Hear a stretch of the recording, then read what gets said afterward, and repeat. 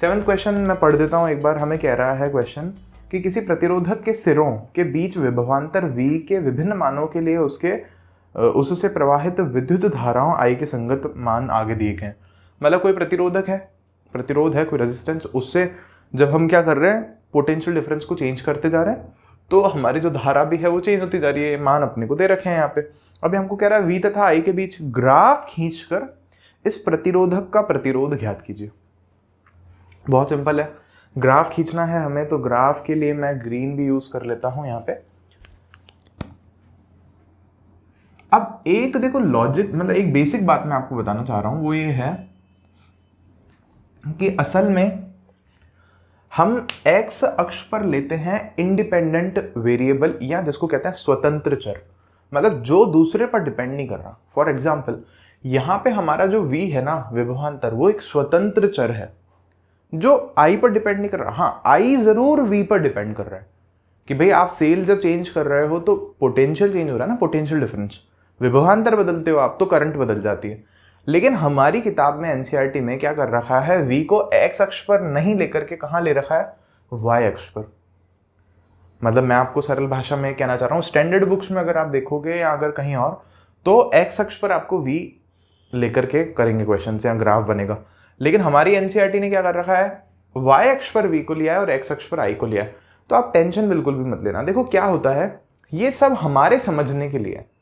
आप इधर लो या इधर, आपको तो फॉर्मूला पता है ना, आपको तो ओम बाबा ने जो हमको फॉर्मूला दिया है v इक्वल्स टू IR, अगर आप वो लगाओगे तो R का फॉर्मूला तो फिक्स है ना। आप फॉर्मूला तो उल्टा नहीं कर दोगे, I बटा V तो नहीं कर दोगे।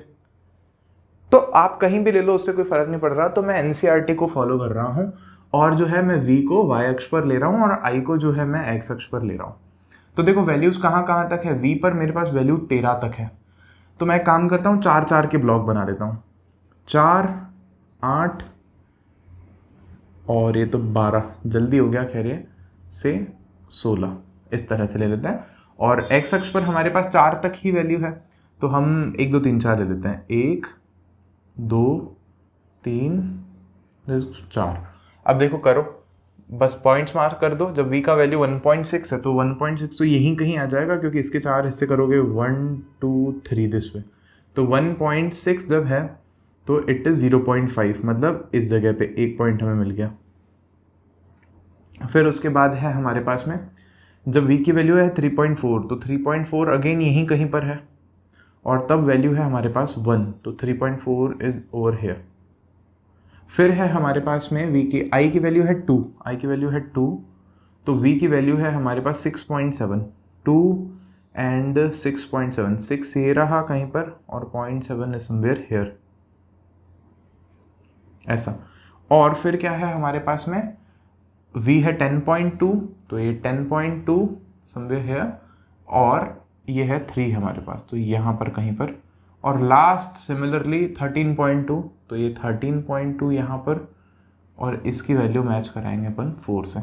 तो आप तो अगर पेपर पे अच्छे से बनाओगे ग्राफ, तो ये ग्राफ के क्वेश्चन आते हैं एग्जाम में, 1-2 नंबर में देता है, ज़रूर देता है, ओम के नियम से रिलेटेड।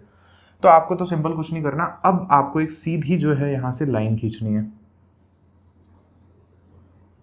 अब मेरे पास स्केल नहीं है तो ऐसा हुआ है। अब देखो एक छोटा सा लॉजिक भी है यहाँ पे कि यहीं से शुरू करें, हमको कैसे पता। बहुत सिंपल है ना, जब v ही नहीं होगा तो i कहाँ से आएगी। अगर v 0 है तो मानना ही पड़ेगा i 0 है, जादू तो हो नहीं रहा है यहाँ पे, तो यहाँ से शुरू कर सकते हो। दूसरी बात, काफी बार बच्चे क्या करते हैं, वो पेंसिल लेके पॉइंट पॉइंट मिलाते हैं, ये यूं यूं यूं करके। नहीं, ऐसा नहीं होता। देखो आइडियली ओम क्या कह रहा है, आइडियली कि एकदम सीधी लाइन आएगी। भाई अगर सब कुछ परफेक्ट हुआ ना एकदम, तो एकदम सीधी लाइन आएगी, कड़क, सारे पॉइंट है ना ऐसे सीधे में आएंगे। लेकिन ऐसा होता नहीं है। आप यहाँ नोटिस कर रहे हो कि यार ये देखो फ्लक्चुएशंस हैं थोड़े, कि भाई 1.6 है, फिर 3.4 और 6.4, मतलब 6.7 से एकदम उसी रेशो में नहीं बढ़ रहा ना 10.2, मतलब गैप जो है वो बराबर नहीं है। तो ये क्यों हो रहा है, क्योंकि हमारा वोल्टेज का जो डिवाइस हम लगा रहे हैं वहाँ पे एनर्जी लॉस होती है। फिर उसके बाद अगर कहीं जॉइंट्स हम बना रहे हैं तो मैकेनिकल एरर होता है, एनर्जी लॉस होती है। हमको क्या करना होता है, लाइन तो हमें सीधी खींचनी होती है, जो हमें पॉइंट होते हैं ना वो लाइन के आजू बाजू मिलते हैं। ये मैं ऐसे ही बना के बता रहा हूँ आपको। अगर आप प्रैक्टिकल एक्सपेरिमेंट भी कभी करोगे ना स्कूल में, तो जो भी वैल्यूज आपको मिलेंगी वो लाइन पे सारी नहीं मिलेंगी, एकदम पास पास मिलेंगी। तो हम कहते हैं कि हाँ सही हुआ है हमारा एक्सपेरिमेंट। अब क्वेश्चन हमको क्या कह रहा है कि आर कैलकुलेट करके बताओ प्रतिरोध। देखो ये क्वेश्चन कोई बहुत ज़्यादा बड़ा नहीं है, लेकिन मैं आपको डिटेल में क्यों बता रहा हूँ, आपका डाउट्स क्लियर करने के लिए। अब देखो अगर आइडल कंडीशन होती तो हम कोई सा भी पॉइंट ले लें, हमें चाहिए तो ये ले लें, हमें चाहिए तो ये ले लें, ये ले, कोई सा भी ले लें, हमें आर का मान मिल जाएगा। फॉर एग्जाम्पल अगर मैं सपोज R1 बोल रहा हूं तो मैं इससे निकाल सकता हूं। अगर मान लो मैं R1 निकालना चाह रहा हूं वैल्यू 1 पहली वैल्यू से, तो V डिवाइडेड बाई I करना है मेरे को। तो V है मेरा 1.6 और I है मेरा 0.5, ये होगा 16/5। अगर मैं भाग दूंगा यहाँ पे तो 3 पॉइंट और ये होगा 2 ओम्स। तो ये मेरा आंसर हो जाना चाहिए। लेकिन नहीं, यहाँ थोड़ा चेंज है। समझना चेंज क्यों है, क्योंकि ना वैल्यू सारी अलग है। मतलब वैसे कायदे से अगर आइडली सब कुछ एकदम परफेक्ट ही हो ना, तो ये R1 R2 R3 R4 ये जो भी वैल्यूज है ना, ये सब बराबर ही आएंगी। लेकिन क्या यहां पर बराबर आएंगी? देखो अगर मैं R2 निकाल रहा हूं यहां पे, तो देखो कितनी आती है वैल्यू। R2 वापस है V divided by 3.4 divided by 1, 3.4 आ गई यहाँ पे। तो ये तो फिर गड़बड़ है। एक बार मेरे पास 3.2 वैल्यू आ रही है, एक बार मेरे पास 3.4 वैल्यू आ रही है। सिमिलरली अगर मैं R3 निकालूँ यहाँ पे, तो देखो क्या आती है वैल्यू मेरे पास में, 6.7 डिवाइडेड बाई 2।